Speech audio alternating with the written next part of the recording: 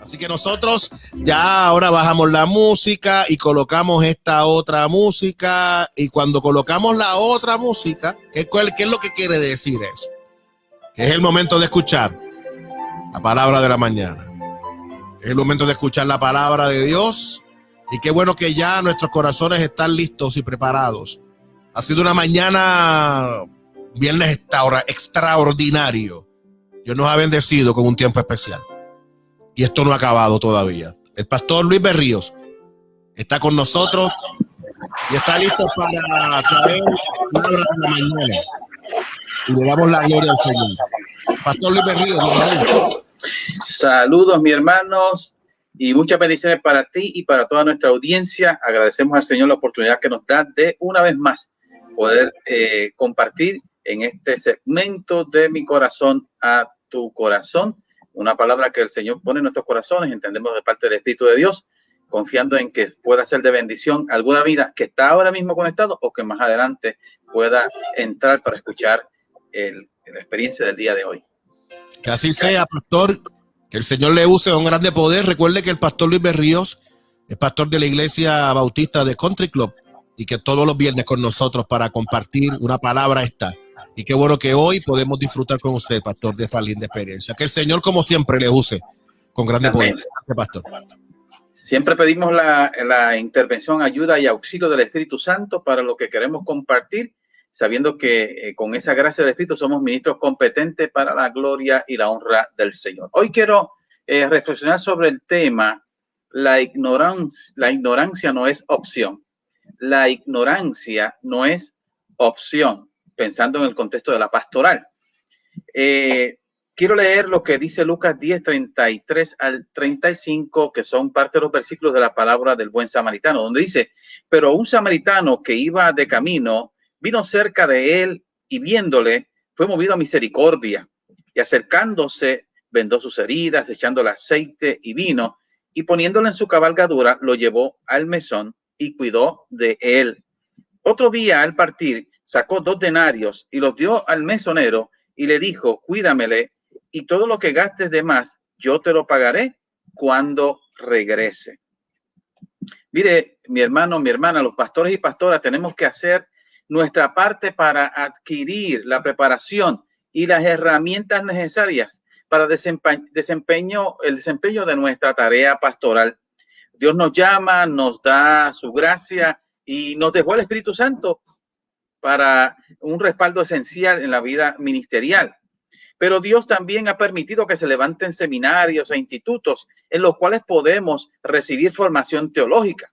Pero si por situaciones de limitación económica no podemos estudiar en alguna de estas instituciones, también nos podemos convertir en autodidactas y participar de seminarios gratuitos que se dan, en este caso, en el tiempo que estamos viviendo, en línea. Así que en ese sentido, no es excusa el hecho de que cuando querramos desarrollar el ministerio de la pastoral, tenemos alternativas para seguir adquiriendo herramientas, preparación y conocimiento para poder desarrollar de una manera más efectiva aquello a lo cual Dios nos llamó. ¿Y por qué estoy diciendo esto? Porque yo creo que los pastores y pastoras debemos ser como un médico generalista. Debemos ser como un médico generalista. El generalista conoce un poco de todo en el campo de la medicina. Se vale de los conocimientos adquiridos para mandar a aquel paciente que viene a donde él a que se haga algunos laboratorios y algunos estudios para poder descubrir qué condición es la que está afectando su salud. Una vez ya tiene los reportes, los informes, los resultados de esas pruebas que le haya mandado a hacer, pues si está dentro de su conocimiento y de su preparación, pues procede a darle el tratamiento adecuado para corregir la situación que está afectando su salud. En su defecto, si sabe que la situación que enfrenta ese paciente, él como ¿verdad? Médico y en esa área no lo puede atender, entonces procede a referirle, a decirle, pues mira, tienes que ir a tal o cual especialista para que trate con esta área en particular. Entonces, lo mismo se debe dar en nuestra pastoral. Debemos procurar conocer acerca de todas las áreas que correspondan al pastorado. entre ellas intervención en situaciones de crisis, consejería pastoral, sanidad interior, liberación, y en lo que se estaba hablando en el semestre anterior, aún hasta de la capellanía. Debemos nosotros los pastores y las pastoras prepararnos para entonces estar al día en todo lo que nos ayude a servir mejor para la gloria y la honra del Señor. Y estas son herramientas que nos ayudan a desarrollar la pastoral con la congregación que Dios puso bajo nuestra responsabilidad o hasta en la comodidad donde tengamos que servir. Mira, el Señor a mí me dio la oportunidad de hacer un bachillerato en lo que ahora se conoce como la Universidad Teológica del Caribe, pero antes de empezar a estudiar allí, ya yo tenía conocimiento de muchos de los temas que allí se iban a enseñar porque me había convertido en autodidacta. ¿Y qué quiero decir esto? Que comencé a pedirle referencia a compañeros, pastores, ministros que ya habían pasado por instituciones de algunos seminarios para poder recibir formación teológica. Yo le preguntaba qué libro es más, tú conoces que es bueno sobre tal o cual tema, sobre cualquier área que tiene que ver con la pastoral. Y así fui haciéndome de una biblioteca y leyendo y buscando información para poder desarrollar un trabajo más eficiente en el contexto de la pastoral. Entonces, cuando ya yo entré a estudiar más formalmente en el contexto de esta institución, pues algunos compañeros me decían, oye, ¿cuánto tiempo tú llevas aquí? Yo no, estoy empezando, pero ¿cómo es posible si tú conoces mucho, tienes mucho conocimiento? Ah, porque yo me he dedicado a leer y a conseguir fuentes que me ayuden a poder adquirir una preparación, un conocimiento para poder desempeñar de una manera más efectiva aquello a lo cual Dios me llamó. Y esa era mi tarea. Así que todo con el propósito de ser más efectivo, como he dicho, en la ejecutoria del ministerio al cual Dios me llamó. Tal vez usted se pregunta, pero ¿y qué tiene que ver lo que estoy hablando con el pasaje que cité? ¿Qué tiene que ver? Bueno, le explico ahora qué relación encuentra. En el verso 35 dice que el samaritano, cuando se fue a ir del mesón, le dio 2 denarios al mesonero, que solía ser o pudiera ser el equivalente a 2 días de salario para un obrero. Entonces él le dejó ese dinero para que cuidara del hombre herido hasta que se recuperara. También le dijo que si gastaba algo más en los cuidados de aquel hombre, él se lo pagaría cuando regresara. Así que yo quiero que usted vea esto en el punto de este contexto. Para mí el buen samaritano representa a Jesús, quien encuentra a personas heridas, golpeadas, maltratadas, abusadas por la vida en el contexto que haya sido. Jesús les da las atenciones necesarias para salvar su vida, que en cierta manera es lo más importante, la salvación del alma.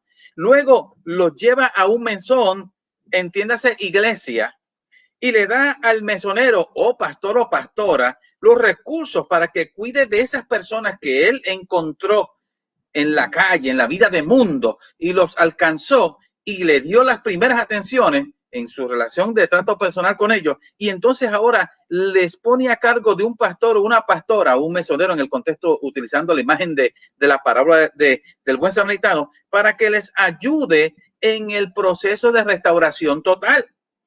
Mire, mi hermano, mi hermana, yo estoy consciente de que es una parábola, pero también estoy consciente de que Jesús utilizaba parábolas y enseñanzas sobre cosas de la vida cotidiana para transmitir enseñanzas, verdades y principios espirituales.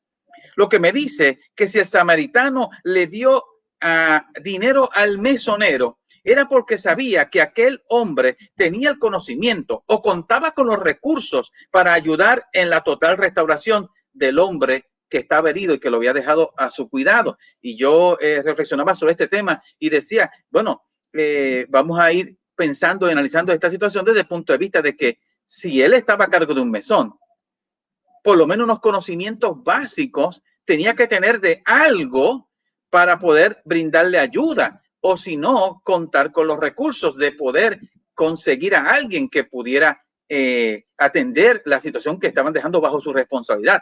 Y entonces, desde ese punto de vista, queremos señalar que, mi hermano pastor, pastora, tú y yo representamos a ese mesonero. Y si Dios nos puso al frente de una congregación, Él nos dará los recursos necesarios para que ayudemos en el proceso de restauración de las ovejas que Él pone a nuestro cuidado.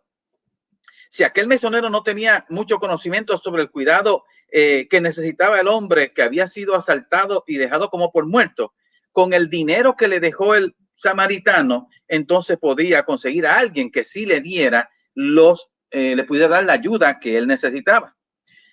Así que decimos que de igual manera debe ocurrir con nosotros en la pastoral. Debemos hacer todo lo que esté a nuestro alcance para que las vidas de las ovejas que cuidamos sean sanadas, restauradas o liberadas por el Señor.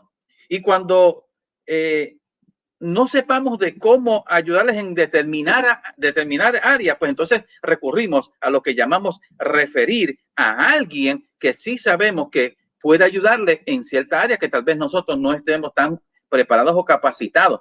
Pero yo estaba diciendo que como pastores, estableciendo la semejanza entre un pastor o pastora y un médico generalista, que tiene que tener un conocimiento general de todo, aunque sea básico.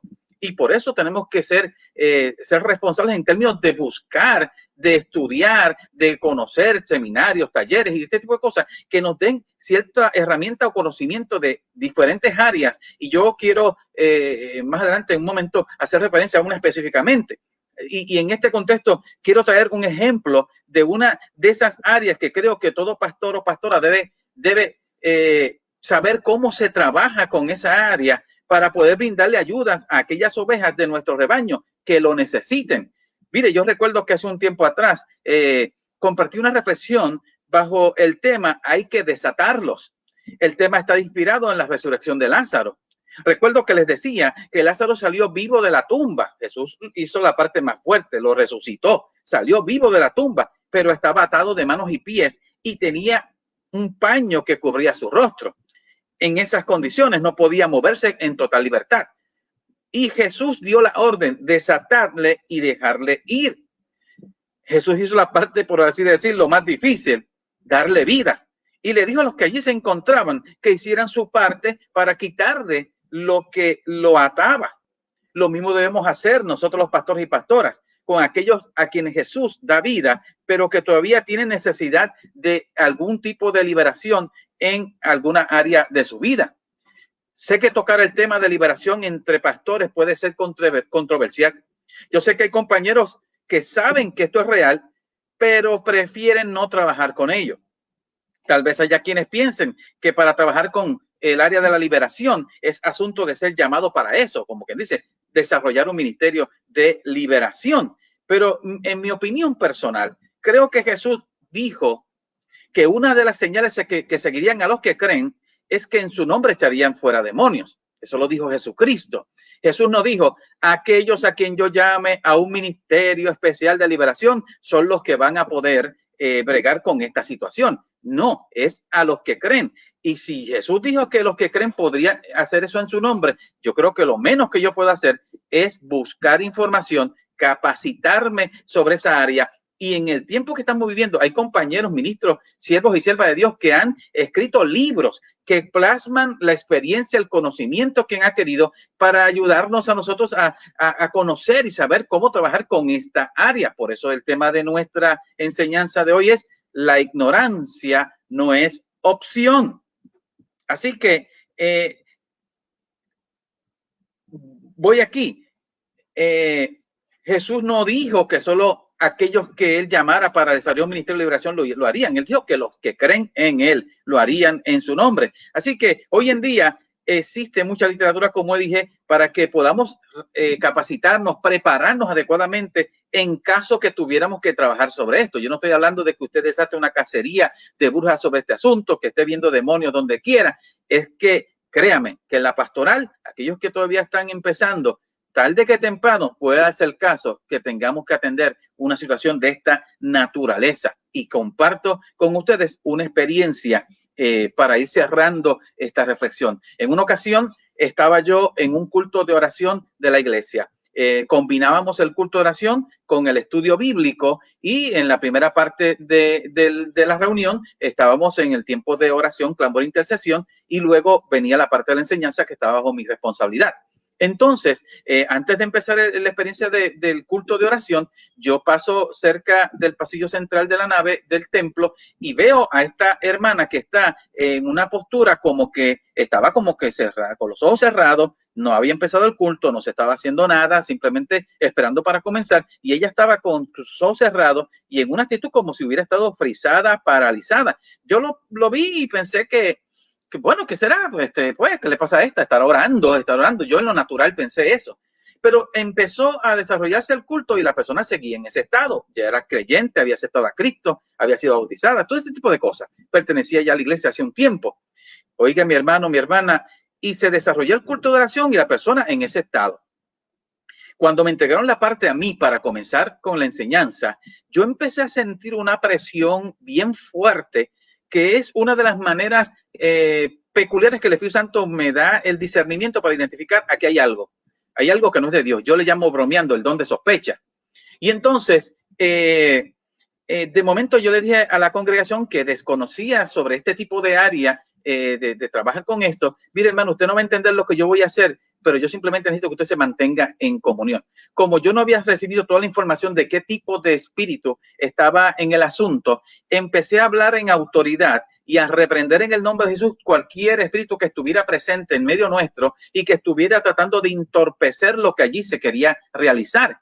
Mi hermano, y cuando empecé a reprender, yo empecé a hablar en autoridad, pero de forma general, no específica. O sea, no declaré una palabra a favor de aquello que estaba atando a la hermana, aunque yo pudiera tener una impresión de que era ese el caso, que estaba causándole daño o haciéndole algo a esa persona. Y de momento, cuando yo sentí que esa presión se fue de mí, inmediatamente la persona abrió los ojos y reaccionó. Después de terminar la experiencia de estudio de esa noche, la persona se me acercó y ella decía, yo decía, Dios mío, nadie se da cuenta de lo que me está pasando. Hay algo que vino y como que me echó un manto y me tenía ahí que yo no me podía mover. Y yo decía, Señor, pero ¿por qué nadie me ayuda? Hasta el momento que el pastor hizo la oración y declaró en autoridad que lo que estuviera perturbando se fuera. Pero ¿sabe qué fue lo curioso? Porque ese no es el detalle a donde yo quiero llegar. Lo curioso es que otra persona que estaba presente en el lugar se acerca a mí y me dijo, pastor, si usted supiera lo que me pasó, cuando usted empezó a reprender, de momento yo sentí que empezó a faltarme el aire y yo no podía respirar, yo caí en desesperación y seguí ahí y empecé una lucha y una cosa hasta que aquello se me quitó. Y yo le pregunté, ¿y cómo tú interpretas lo que te ocurrió? Yo aquí en este momento, en lo natural, ella me dice, bueno, yo pienso que era que yo estaba sintiendo lo que le estaba pasando a la otra hermana. Ah, bueno, pues está bien. Y nos fuimos de la experiencia.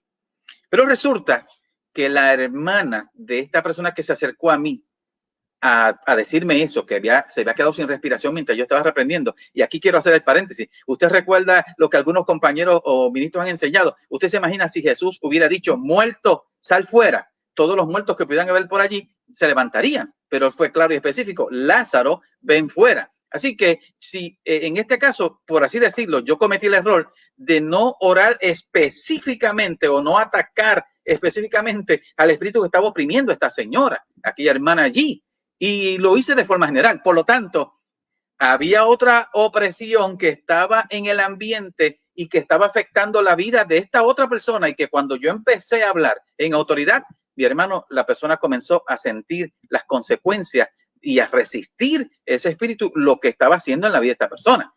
Y ahora usted se va a quedar, como dicen por ahí en algunos contextos, boquiabierto, y otra expresión un poquito más fuerte, muerto y podrido con lo que le voy a decir. Me llama la hermana de la persona que compartió conmigo eso de que si se había quedado sin poder respirar. Y me dice, pastor, yo tengo una preocupación con mi hermana. ¿Qué pasó? Dígame. Que es que ella fue al doctor para que la chequearan porque ella estaba teniendo dificultad para poder cantar, era parte del ministerio de adoración de la iglesia, y fue al doctor y la chequearon y encontró que tenía callos en las cuerdas vocales. Entonces, el doctor le dijo que si la operaba, ella jamás volvería a cantar porque eso no le iba a permitir cantar y estaba afectando, ¿verdad? Esa área. ¿Sabe lo que el enemigo de las almas comenzó a hacer con esta hermana? comenzó a trabajar con su mente, haciéndole pensar que se iba a quedar muda, que no iba a poder hablar. Y entonces ella se fue, y aparte de que es educadora, se fue a tomar un curso del lenguaje de señas, porque ya ella estaba mentalmente preparada porque se iba a quedar muda. Eso fue lo que empezó a venir a su mente. Los dardos de fuego del maligno comenzaron a trabajar con su mente para hacerle creer que se iba a quedar muda. Cuando la hermana de ella me da esta información, pues yo me comunico con esta hermana porque ahí vino, digo en forma de broma, que en mí se activó el don de sospecha, discernimiento de espíritu. Y yo dije, pues déjame llamar a esta persona para tener una entrevista con ella. La llamo y le hago referencia a lo que ella me dijo el día cuando terminamos el culto de oración y estudió la palabra. Y entonces ella me dice, eso sí, yo sentí eso. Y yo pensé que era que estaba sintiendo lo mismo, que estaba molestando a aquella hermana, que no sé qué. Y yo le dije, pues, ¿sabe una cosa? A mí me gustaría hacer una prueba para corroborar un detalle. Amados hermanos, cuando yo empecé a orar en forma no general, sino más, o sea, en forma general no específica, esta persona cayó al suelo y comenzó a tratar de moverse con sus brazos porque no había perdido movimiento de su cuerpo, y en su cintura para abajo no podía pararse. Ella abría los ojos con una desesperación porque sentía que le faltaba la respiración. Yo no me esperaba eso. Yo no me esperaba eso. Estaba la secretaria de la iglesia conmigo allí, pero yo decía, ¿pero qué es lo que está pasando aquí? ¿Qué es esto? Me sorprendió, no me esperaba que ocurriera eso. Y yo en mi desesperación, mientras más yo ordenaba aquello, más parece que le cortaba la respiración, y más ella abría los ojos con una desesperación de que ayúdame, ayúdeme, haga algo. Mi hermano, mi hermana. Eso fue como pasar el Niágara en bicicleta. ¿Sabe lo que se me ocurrió? Agarré una botellita de aceite, que son cosas que a veces uno dice, esto no se hace, porque en términos generales uno dice, los demonios no se ungen, los demonios se reprenden. Pero yo dije, Señor, ¿pero qué yo voy a hacer? Y vino a mi mente, échale una gotita de aceite en la boca. Ella estaba tratando de respirar por la boca. Yo le eché una gotita. Cuando esa gotita le entró en su garganta, ¡puf! Ahí aquello salió, la dejó y ella empezó a respirar. Y yo le explico, ¿por qué te pasó? ¿Qué está ocurriendo contigo? Y ella tratando de explicarme, yo no sé, usted empezó a reprender ahí, y empecé a sentir que me faltaba respiración y algo no me dejaba respirar. Y no me podía mover mi cuerpo de aquí para abajo. Era una cosa que fue impactante, impresionante para mí. Entonces, eso me llevó a tener que desarrollar un proceso de intervención con ella para ver qué era lo que a nivel espiritual estaba afectando. Oiga, mi hermano, no tengo todo el tiempo para contar los detalles de esta experiencia. Lo que yo quiero que usted sepa es que en conjunto con su esposo y una de sus hermanas, que también es ministro de nuestra organización y trabaja en el campo misionero, iniciamos un proceso para intervenir con qué era lo que estaba pasando a nivel espiritual. Usted tiene todo el derecho a no creer lo que yo le voy a decir porque usted no fue quien lo vivió, pero yo le voy a decir esto. En una noche que el esposo de ella estaba intercediendo, pidiendo a Dios qué era lo que estaba pasando, el Espíritu Santo le habló y le dijo, hay una maldición que lanzaron contra ella de envidia. Cuando él me dijo eso, yo me quedé, ¿qué? ¿En serio? Yo imagínese. Entonces, seguimos pidiendo revelación al Señor. Y cuando fuimos a intervenir nuevamente con este caso, estaba su esposo y estaba también la hermana misionera, que empezamos a orar y a orar, se manifestó nuevamente aquello y ella empezó a experimentar lo mismo, que se estaba quedando sin respiración. Entonces, ¿sabe lo que ocurrió? El esposo de ella sintió empezar a ordenarle a aquel espíritu que le estaba oprimiendo que se identificara, que dijera su nombre.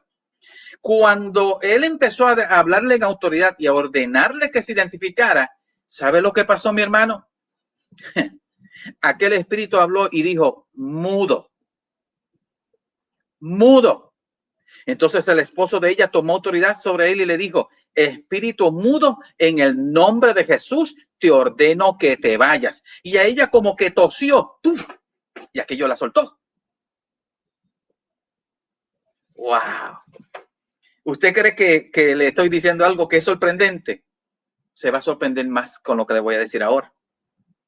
Al otro día de esa experiencia, yo voy de camino hacia la oficina pastoral y voy alabando y dando gloria a Dios y sintiendo la presencia de Dios y dándole gracias porque habíamos podido ser de bendición para ayudar a esta persona con aquello que le estaba ocurriendo.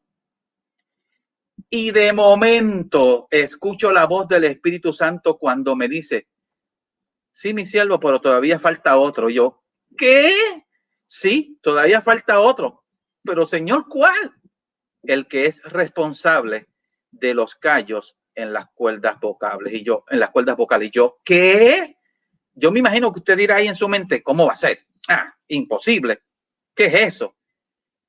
Pues así como se lo estoy diciendo, tuve que comunicarme nuevamente con la persona, decirle lo que el Espíritu Santo me había dicho, y hablé con su esposo y hablé con la hermana y volvimos y nos reunimos para poder intervenir con aquella situación. Ya sabiendo lo que el Espíritu Santo había mostrado, entonces fuimos a intervenir directamente. ¿Sabe lo que pasó? Cuando empezamos a reprender al espíritu que era responsable de los callos en las cuerdas vocales de esta persona, la persona empezó a vomitar y le dimos una servilleta y ahí vimos, fue como una saliva lo que echó, no botó nada de lo que hubiera tenido en el estómago. Y se veían 2 puntos rojos en aquello. Yo le dije: bueno, si es verdad lo que el Espíritu Santo mostró y reveló sobre este caso en particular, y déjeme hacer la salvedad, ahora usted no se vaya a pensar que cualquier persona que diga que tiene callos en las cuerdas vocales es porque le está pasando lo mismo. No tiene que ser así. Pero el caso es que después de haber tenido esta experiencia, la persona fue a donde el mismo especialista que le había dicho que si la operaba no iba a poder volver a cantar jamás. Cuando le hizo las pruebas, encontró que los callos en las cuerdas vocales habían desaparecido. Alabado y bendito el nombre del Dios Todopoderoso, y todavía esa persona es parte del ministerio de adoración y sigue alabando y glorificando al Dios del cielo con ese don que Dios puso en ella. Compañeros pastores y pastoras, tenemos la encomienda de parte del Señor de ayudar en el proceso de total restauración de aquellos que Él dejó bajo nuestro cuidado. El Señor nos da los recursos necesarios para que podamos cumplir con nuestra tarea, pero también debemos poner de nuestra parte para adquirir el conocimiento y la preparación necesaria para cumplir con el llamado que hemos recibido de parte del Señor. Por eso el tema de hoy: la ignorancia no es opción. Servimos a Dios y a los demás con amor y por amor, seremos recompensados. O sea, si servimos a Dios y a los demás con amor y por amor, seremos recompensados cuando el Señor regrese. Recuerde que el samaritano le dijo: si gastas algo más, y yo estoy diciendo que para mí el samaritano representa a Cristo, cuando yo regrese, te voy a pagar. ¿Sabe lo que dice un versículo que alguien que conocemos cita mucho?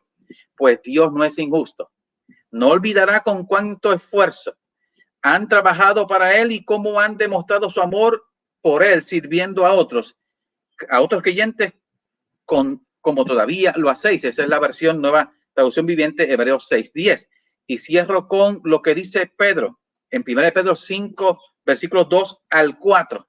Cuiden del rebaño que Dios les ha encomendado.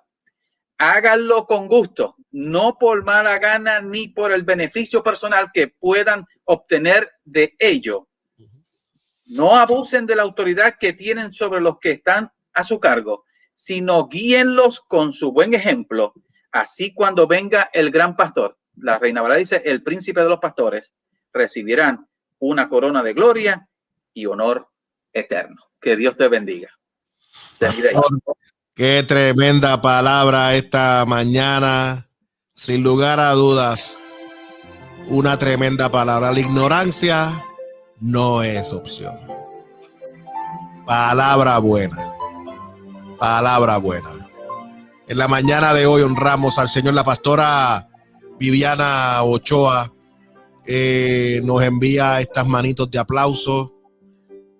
Pastor Salomón Camarena nos dice gloria a Dios. La pastora Viviana Ochoa nos dice gloria al que vive, poderoso testimonio. La querida gente de Tabernáculo de Amor nos dice buena palabra, pastor. La ignorancia no es opción. Iliana Ardínez nos dice desde Panamá, tremenda palabra de Dios. Dios es bueno. Qué bueno, pastor. Sin lugar a dudas, el Señor nos ha bendecido con esta poderosa palabra, como siempre.